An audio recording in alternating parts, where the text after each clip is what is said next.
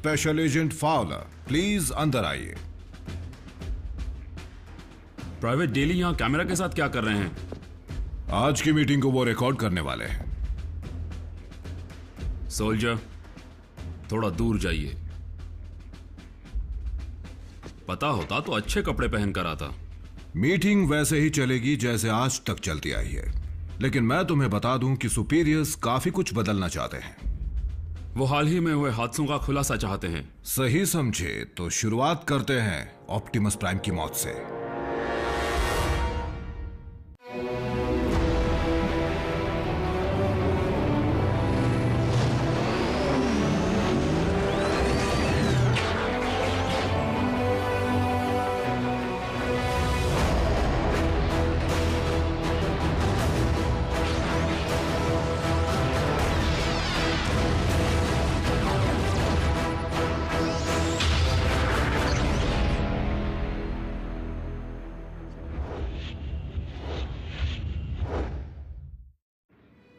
मैं आपको पहले ही बता चुका हूँ, ऑप्टिमस ठीक है और जिंदा है। लेकिन ये हमारे सुपीरियर्स तब तक नहीं मान सकते जब तक वो ऑप्टिमस और उस बहरूपिये को साथ साथ नहीं देख लेते। साथ साथ देख लेते? मुझे उस वक्त ऐसा करना मुनासिब नहीं लगा। सभी को ये ऑर्डर्स दिए गए थे कि ऑटोबॉट्स के दिखते ही उन्हें मार गिराया जाए। सुरक्षा के लिहाज से हमें ऐसा करना पड़ा। इसका अच्छा पहलू तो देखिए, अब हमारे पास मैक की पूरी जानकारी है, खासकर उनके लीडर साइलस की। वैसे उसका असली नाम है कर्नल लीलैंड बिशप। वो एक्स स्पेशल टैक्टिक्स था, प्रोजेक्ट डैनेक्लीज का आर्किटेक्ट, जिसने ऐसे सैटेलाइट्स बनाए जो धरती पर कहीं भी लेजर बीम्स फायर कर सकें। और मैं आपको बता दूं कि वही बिशप को निकाले जाने की सबसे बड़ी वजह बन गए। उसके पास ऐसे और कई भयंकर आइडियाज थे, बागी बनने के बाद उसने उन्हें भी पूरा किया। लेकिन उसकी लाश क्यों नहीं मिली? यही तो चिंता की बात है। साइलस की तरह मैक के एजेंट्स भी स्पेशल टैक्टिक्स से हो सकते हैं। उनकी पहचान हो सकती है? नहीं, वो हर वक्त अपने चेहरे को ढक कर रखते हैं, इसीलिए उनका पता लगाना ज्यादा जरूरी है। और बड़े खतरों से तो ऑटोबॉट्स निपट लेंगे, क्योंकि वही ये काम कर सकते हैं। क्योंकि तुम्हें बड़े ही खुफिया स्टार पर काम करने की इजाजत दी गई है, इसलिए मैं उनके बारे में सब कुछ जानना चाहता हूँ। हमारे ट्रांसफॉर्मिंग मेहमान ऑटोनॉमस रोबोटिक ऑर्गेनिजम्स हैं जो प्लैनेट साइबरट्रॉन से आए हैं। वो वहां जंग लड़ रहे थे। शुरुआत तो हमारे प्लैनेट से एनर्जॉन के सप्लाई के लिए हुई थी, जो हम ऑटोबॉट्स का फ्यूल और जिंदगी दोनों है, और डिसेप्टिकॉन्स का भी। तुम्हें जंग का वो वक्त याद है जब दोनों तरफ के बॉट्स ने अपने अपने एनर्जॉन को छुपाना शुरू किया था? याद है। इसी वजह से तो कई प्लैनेट्स पर एनर्जॉन डिपॉजिट्स हैं, जैसे कि पृथ्वी पर हैं। और बाकी प्लैनेट्स पर भी एनर्जॉन के लिए लड़ाइयां हुई, जैसा कि यहाँ भी हो सकता है। उसी एनर्जॉन और अब डार्क एनर्जॉन की लड़ाई आज तक चली आ रही है।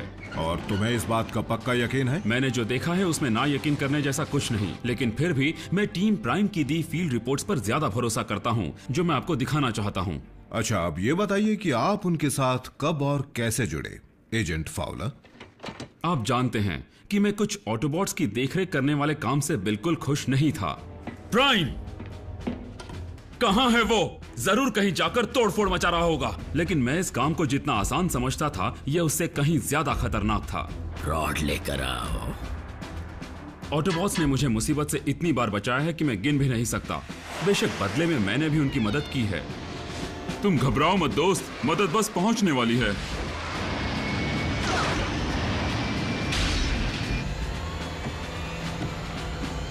कई बार अपने अधिकारों का इस्तेमाल करके ये लड़की मेरे साथ जाएगी, तो कभी अपने तेज दिमाग का इस्तेमाल करके। हम सब सिस्टम को कैलिब्रेट कर रहे थे, और क्या है कि थोड़ी सी खराबी आ गई थी, लेकिन अब ठीक है। मतलब आप कैसे हैं? ऐसा नहीं है कि मैंने कभी गलतियां नहीं की। फिर से नहीं। नहीं, ऐसा नहीं हो सकता। एजेंट फाउलर, अब एक एक करके सबके बारे में बताइए, ताकि अगली बार उनमें से कोई दिखे तो हमें उनका नाम पता हो। हाँ, ऐसा ही कुछ समझ लीजिए। सबसे पहले है बल्क है। तुम भी कार हो? मुझे लगता है तुम एक ट्रक हो, एक मॉन्स्टर ट्रक। तुम्हें हेवी मेटल पसंद है? तुम्हारा वजन कितना होगा? तुम पंचिंग बैग की जगह मेटल बॉल यूज करते हो। देखो मिको, वॉरियर बनने से पहले मैं एक लेबर था, कंस्ट्रक्शन लेबर। मैं चीजें बनाता था, चीजें तोड़ता था, मेरा यही काम था। पता नहीं क्यों, लेकिन मेरी और उसकी ज्यादा बनती नहीं है। उससे फोन नहीं लगेगा, वो खराब पड़ा है। वैसे तो तगड़ा है पर घबराता भी है। नीचे मत देखना। उसकी हरकतों से साफ पता चलता है कि वो अक्लमंद नहीं है। छोड़ो डॉक्टर, स्कैन की कोई जरूरत नहीं। वापस लगाओ, हमें रैली का मजा लेने दो रैचेट। लेकिन उससे ज्यादा ताकतवर भी कोई नहीं। शुक्र है कि सारे साइंटिफिक काम रैचेट संभालता है। वो डॉक्टर ज्यादातर चिड़चिड़ा ही रहता है। क्या मेरी देख रेख के बिना तुम चाहते हो ना कि सब काम ठीक से हो? कितना ड्रामेबाज है।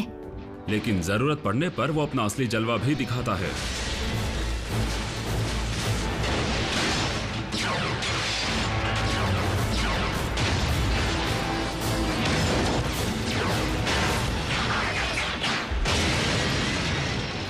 घबराओ मत, मैं एक एम्बुलेंस हूँ। फिर आती है आरसी, एक मोटरसाइकिल। कद में सबसे छोटी जरूर है, लेकिन काम बड़े बड़े करती है।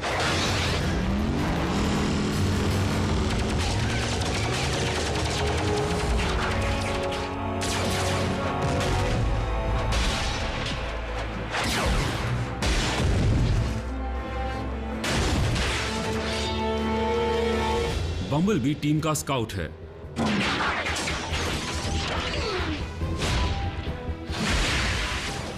अब तक वो योद्धा बना नहीं है, लेकिन सच कहूं तो उसमें काबिलियत है। आरसी कम बोलती है, लेकिन बम्बल भी ऐसा एक भी शब्द नहीं बोलता जिसे हम समझ सकें। ये हमें अंदर बुला रहा है?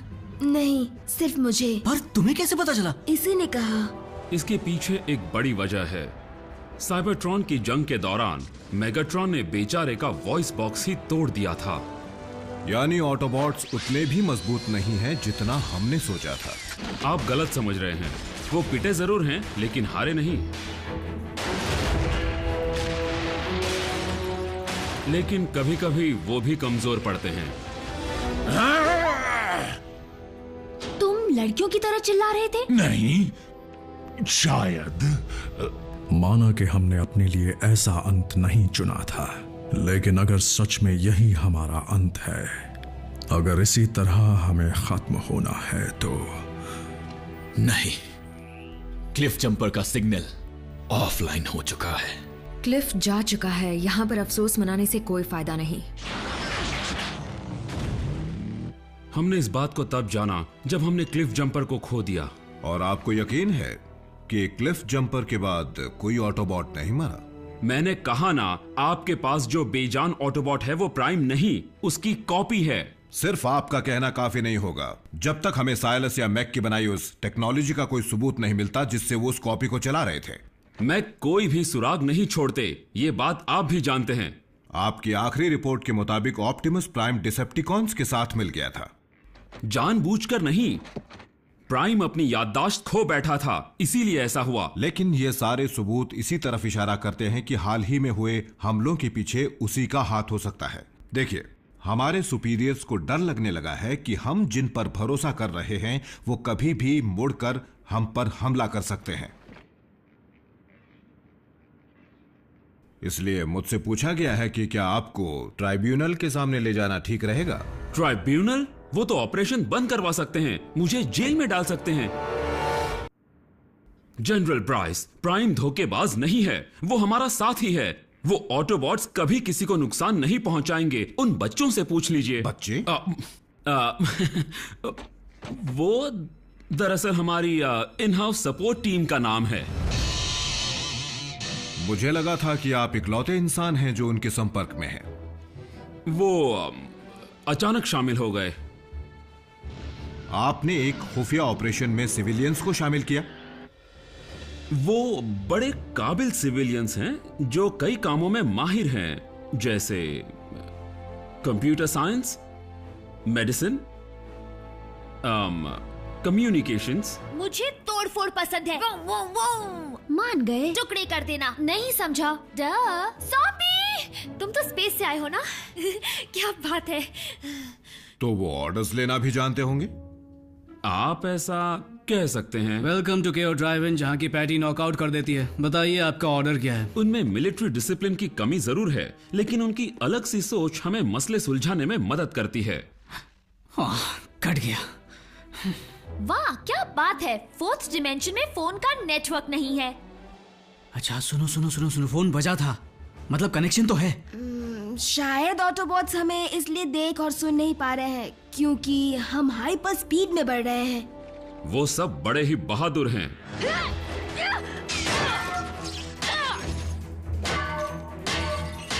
ये मुझसे नहीं बचेगा।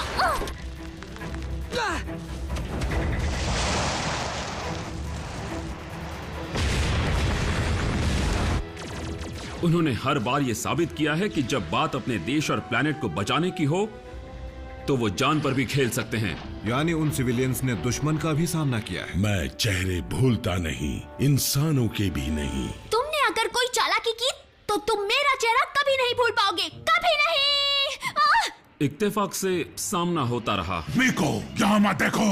लेकिन अपना मुंह घुमा लो।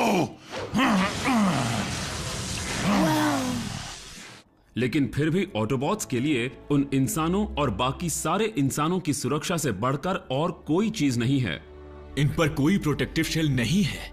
अगर हमारे पैर के नीचे आ गए तो ये कुचले जाएंगे। अगर ऐसी बात है तो रैचेट, हमें चौकन्ना रहना होगा। और हमारे इंसान साथियों का भी कुछ ऐसा ही सोचना है। मेरा बरसों पुराना सपना सच हो रहा है और मैं तुम्हें या किसी और को इसे तोड़ने नहीं दूंगी, समझे? उनके और ऑटोबॉट्स के बीच मजबूत रिश्ता बन गया है। आरसी कहाँ है? तुम मुझसे चिपक क्यों नहीं जाते? मैं तुम्हारे पीछे हूँ। और मेरी गैर हाजिरी में कभी भी जरूरत पड़ी तो वो बहुत काम आए हैं। मैं स्पेशल एजेंट विलियम फाउलर बोल रहा हूँ। मैं एक बहुत ही इंपॉर्टेंट ट्रेनिंग के सिलसिले में बाहर हूँ और ट्यूसडे तक ही वापस आऊंगा। मुझे मशीनों से बात करना पसंद नहीं। लेकिन उन सिविलियंस को शामिल करने का इरादा बहुत ही नेक था। हम बस उन ऑटोबॉट्स को इंसानी तौर तरीकों से वाकिफ कराना चाहते थे और कुछ नहीं। पहरे पर खामोशी से धमाका करना चाहिए। क्या हुआ? शायद ये प्रोजेक्ट बनाने में मदद करे। तुम एक मोटरसाइकिल हो आरसी, तुम्हें पता होना चाहिए मोटरसाइकिल का इंजन बनाते कैसे हैं। तुम तो इंसान हो ना जैक, क्या तुम इंटेस्टाइन बना सकते हो? तुम चाहती हो मैं तुम्हें उस बंद जगह में ब्रिज से भेजूं जो 300 किलोमीटर प्रति घंटे की रफ्तार से चल रही है? तुम्हें पता है इस प्लान में कुछ भी गड़बड़ हो सकती है। बुरा हादसा, मानसिक या शारीरिक हानि, लोहे का घिसना। वैसे आखिरी वाला मेरे लिए था। अफसोस हमने अब तक उनके साइंस का पूरी तरह फायदा उठाना शुरू नहीं किया है। लेकिन मैं अपने B2 प्लेन को बिना फ्लाइट सूट पहने उड़ा सकता हूं। तो आपके ऑर्गन्स ना फटने की वजह क्या है? रैचेट ने कैबिन के प्रेशर रेगुलेटर में थोड़े फेरबदल किए थे। मैं आराम पसंद इंसान हूं। हम शायद मुद्दे से हट रहे हैं। ये बताइए कि अब तक हम मेगाट्रॉन को खत्म करने में कामयाब क्यों नहीं हुए? नहीं! शायद डिसेप्टिकॉन के लीडर के पास 9 जिंदगियां हैं, यही वजह है। वो मेरी आंखों के सामने है। अच्छी खबर ये है कि वो मुझे नहीं देख पा रहा, उसकी आंखें बंद हैं। ऐसा नहीं कि हमने कोशिश नहीं की। अजीब बात तो ये है कि जब उसे मारने का मौका मिला तब हमें उसकी जरूरत थी। मेगाट्रॉन ने इंसानों को बचाने में मदद की थी। ऑप्टिमस, हमारे दोनों गिरोह ऑटोबॉट और डिसेप्टिकॉन कोई नहीं बचेगा। अगर यूनिक्रॉन बच गया तो। खोलकर बताइए। हमारे सामने मैक या डिसेप्टिकॉन से भी बड़ी मुसीबत खड़ी हो गई थी। ऐसा दुश्मन जो सदियों से यही था, यूनिक्रॉन। आपको यह सुनने में अजीब लगेगा, पर हमारे प्लैनेट का कोर वो नहीं है जो हमारा साइंस समझता है। वो दरअसल यूनिक्रॉन है। एजेंट फाउलर, माफ कीजिएगा पर मुझे मजबूरन यहीं रुकना होगा क्योंकि आपको किसी दिमाग के डॉक्टर के पास भेजना बेहद जरूरी है। ये आप क्या कह रहे हैं? यूनाइटेड स्टेट्स गवर्नमेंट का रिप्रेजेंटेटिव होने के नाते मैं घोषित करता हूं कि आप अपना मानसिक संतुलन खो चुके हैं। जनरल प्राइस, मेरा मानसिक संतुलन बिल्कुल ठीक है। ये आप कैसी बातें कर रहे हैं? डार्क एनर्जॉन, क्या वो काफी नहीं था जब आप कह रहे थे कि आपको सींग वाले जादुई घोड़ों पर विश्वास है? क्या क्या आपने अभी नहीं कहा था कि मेगाट्रॉन ने यूनिक्रॉन को हराने में मदद की थी? आप ये समझे? यूनिक्रॉन, वो शैतान वाली बात? इस जानकारी को रिपोर्ट से निकाल दीजिए प्लीज। ठीक है, पर आगे से सोच समझ कर बोलिएगा। आपने कहा कि मेगाट्रॉन ने हमारा साथ दिया। हाँ, वो हालात ही कुछ ऐसे थे, लेकिन पिछली बार एक और डिसेप्टिकॉन हमारे काम आया था, स्टार स्क्रीम, क्योंकि उसे हमारी जरूरत थी। शायद वो हमसे उतनी नफरत नहीं करता था जितनी खुद की टीम से करता था। नहीं मास्टर, नहीं। स्टार स्क्रीम ने कई बार मेगाट्रॉन को धोखा देने की कोशिश की है। अगर वो सच में डिसेप्टिकॉन से अलग होना चाहता है तो उससे मिली जानकारी हमारे लिए कीमती साबित हो सकती है। मेगाट्रॉन ने मुझे बेरहमी से मारने की कोशिश की। इतना काफी नहीं तो उसने मेरी जगह अरैक्निड को दे दी, और उसने भी मुझे सड़ने के लिए छोड़ दिया। तो मैं ऐसों का साथ क्यों दूं? मेगाट्रॉन स्टार स्क्रीम को खत्म करना चाहता था, इसके बावजूद स्टार स्क्रीम उसका भरोसा जीतने में लगा रहा। सोचो मेगाट्रॉन कितने खुश होंगे जब मैं उन्हें बचाने के साथ एक ऑटोबॉट भी भेंट करूंगा। फिर तो मुझे मेरी खोई हुई इज्जत वापस मिल जाएगी। स्टार स्क्रीम घबराहट में कुछ भी कर सकता है, इसलिए कुछ बातों में वो मेगाट्रॉन से ज्यादा खतरनाक हो सकता है। बस बहुत हो गया तुम्हारा मजाक, अब मैं तुम्हें नहीं छोड़ूंगा। पता नहीं वो चाहता क्या है, मेगाट्रॉन की वाहवाही या मेगाट्रॉन का ओहदा। मैं ये भी जानना चाहूंगा कि अब तक हम स्टार स्क्रीम को खत्म क्यों नहीं कर पाए। उनके उड़ने की काबिलियत उन्हें हमेशा बचा लेती है, फिर भी हम काफी बार उन्हें भारी नुकसान पहुंचा चुके हैं। मैं बता रहा था कि जब से स्टार स्क्रीम बागी बना है उसने हमें काम की बहुत सारी जानकारी दी है। स्टार स्क्रीम, मेरे पास ऐसी जानकारी है जो तुम्हारे बहुत काम आएगी। साथ में फर्स्ट एड भी लाना। लेकिन ऑटोबॉट्स भी जानते हैं कि वो मतलबी कुछ भी कर सकता है। एक कदम भी आगे बढ़ाया तो समझ लो तुम्हारा कीमती पुर्जा गया। स्टार स्क्रीम षड्यंत्र रचने में बहुत माहिर है, लेकिन वो खुद अपना सबसे बड़ा दुश्मन है।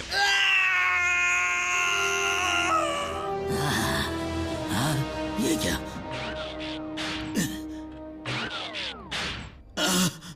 मेरा टीकॉग। तुम्हारा टीकॉग ले गए? और वो अकेला नहीं है जो मेगाट्रॉन की जगह पाना चाहता है।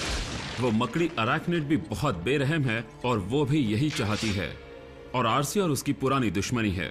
मुझे तो लगता है कि अगली बार जब उनका सामना होगा तो दोनों में से कोई एक ही बचेगा। अगर अरैक्निड मेगाट्रॉन से बच पाई तो डिसेप्टिकॉन्स की आपस की लड़ाइयां अब तक जारी हैं। हाँ, कुछ में है। मेगाट्रॉन ने अपने साथियों को प्यार से रहना नहीं सिखाया। तो क्या हम इस मौके का फायदा नहीं उठा सकते? किसी डिसेप्टिकॉन को हमारे साथ जुड़ने के लिए मना नहीं सकते? ऐसा एक है जिसकी प्राइम बहुत इज्जत करता है। इसमें कोई शक नहीं कि कोई भी डिसेप्टिकॉन भलाई का रास्ता नहीं चुनेगा, लेकिन फिर भी उन्हें मौका जरूर देना चाहिए। लेकिन ड्रेडविंग ने शहर का जो हाल किया था वो देखने के बाद उम्मीद कम है।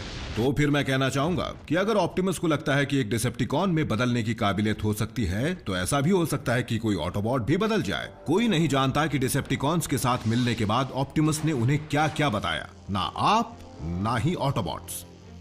इसका जवाब मुझे रैचेट ने दिया था। डिसेप्टिकॉन बनना कोई भी चुन सकता है फाउलर, पर मैंने कभी नहीं सोचा था कि ऑप्टिमस जैसा कोई उसे चुनने का फैसला कर सकता है। भले ही ओरायन पैक्स अब एक ऑटोबॉट ना हो यहां से, लेकिन मुझे पूरा यकीन है कि वो हमेशा से वही रहेगा यहां से। लेकिन याददाश्त खोने के बावजूद प्राइम ने मेगाट्रॉन का साथ ना देने का फैसला किया। लेकिन प्राइम में भी बदलाव आए हैं। तुम्हारी एक ही प्रॉब्लम है ऑप्टिमस, तुम दिखने में तो बहुत बड़े हो पर हो खोखले। तुम्हें मेगाट्रॉन को खत्म करने का मौका मिला था ऑप्टिमस, है ना? बल्कि कई मौके मिले थे। और इस ड्रिल से मुझे खत्म कर दो। ये खड़े खड़े क्या देख रहे हो? सबको तुम पर गर्व होगा। मौके का फायदा उठाओ। ऑप्टिमस जरूर उठा था। नहीं, कभी नहीं, इस तरह नहीं। तुम मुझे जिंदा कैद करोगे या मुझे यहीं खत्म करोगे? प्राइम ने हाल ही में साबित कर दिया कि वो इंसानियत के लिए अपने उसूलों को भुला सकता है। ऑप्टिमस प्राइम वफादारी की मिसाल है। वो और उसकी टीम दिन रात अपनी जान हथेली पर लेकर घूमती है और बदले में कुछ नहीं मांगती। अगर तुम नहीं बच पाए ऑप्टिमस, तो ये प्लैनेट भी नहीं बचेगा। तुम ठीक कहते हो। सच तो यह है कि प्राइम में थोड़ी सी भी बुराई नहीं है। रास्ते से हटो। एजेंट फाउलर, घबराने की क्या जरूरत है? ऑटोबॉट्स का दोस्त होने के नाते मैं सलाह दूंगा कि ये वक्त प्राइम पर सवाल उठाने के लिए बिल्कुल भी सही नहीं है, क्योंकि जो मुसीबत आने वाली है वो पहले से ज्यादा खतरनाक होगी। डिसेप्टिकॉन साइबरट्रॉन के कुछ खुफिया हथियारों की तलाश में हैं, और हमारी जानकारी के मुताबिक वो खतरनाक हथियार कुछ ऐसी पवित्र चीजें हैं जिनमें जादुई ताकतें भी हैं। जादुई? आप इसे भी भूल जाइए। मैं ये कहना चाहता हूं कि एक मिनट रुकिए। प्राइम, जल्दी यहां आ जाओ।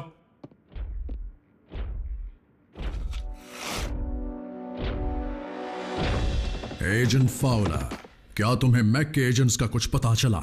नहीं, अब तक नहीं। जनरल ब्राइस जानना चाहते हैं कि तुम्हारी तबीयत ठीक है या नहीं। मैं बिल्कुल ठीक हूं जनरल ब्राइस। आप कैसे हैं? मैं ठीक हूं सोल्जर। फाउलर, मुझे रिपोर्ट बनाने के लिए जो जानना था वो जान गया कि ऑप्टिमस प्राइम जिंदा है और हमारा साथ कभी नहीं छोड़ेगा। हमारी बात समझने के लिए शुक्रिया सर। डिसमिस्ड।